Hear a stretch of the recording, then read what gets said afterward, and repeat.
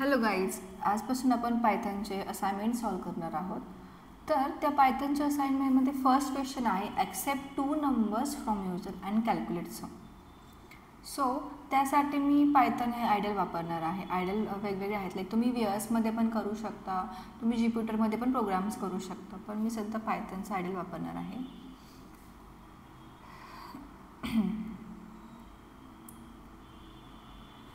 तर go to the file and select new file. ह्या प्रोग्राममध्ये जाऊन मी प्रोग्राम्स करणार आहे. तर मला युजरकडून 2 नंबर ॲक्सेप्ट करायचे. त्यासाठी मी 2 व्हेरिएबल डिफाईन करते. ए इक्वल, पण मला ते इंटिजर ॲक्सेप्ट करायचे असल्यामुळे मी इंट वापरणार आहे इथे.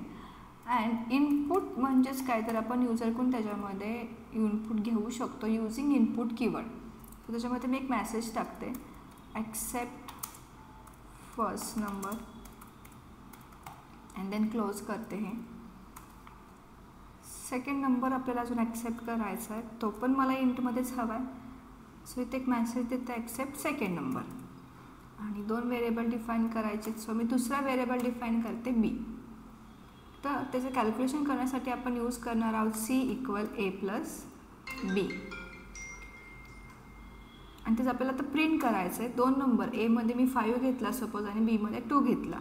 5 + 2 झालं 7. जे काही आन्सर येईल ते आपण सीमध्ये स्टोअर करणार आहोत. इक्वल दिलं आहे, तर जे काही इकडच्या साईडला आपण कॅल्क्युलेशन करतो, जे काही आन्सर येतं आपलं ते आपण इक्वलच्या लेफ्ट साईडला काय करत असतो, असाइन करतो. मग ॲक्च्युअल आपलं आउटपुट कशामध्ये स्टोअर होणार आहे, सीमध्ये. तर मला आता आउटपुट ते प्रिंट करायचं आहे.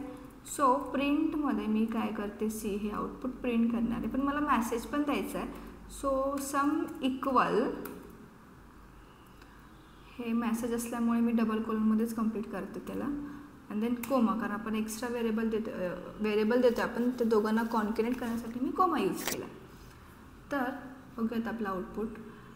रन करते. रन करण्यासाठी डिरेक्टली मी रन मॉड्यूलमध्येच जाते. तुम्ही सेव्ह आधी पण करू शकता किंवा रन मॉड्यूल केल्यावरती पण तुम्ही सेव्ह करू शकता.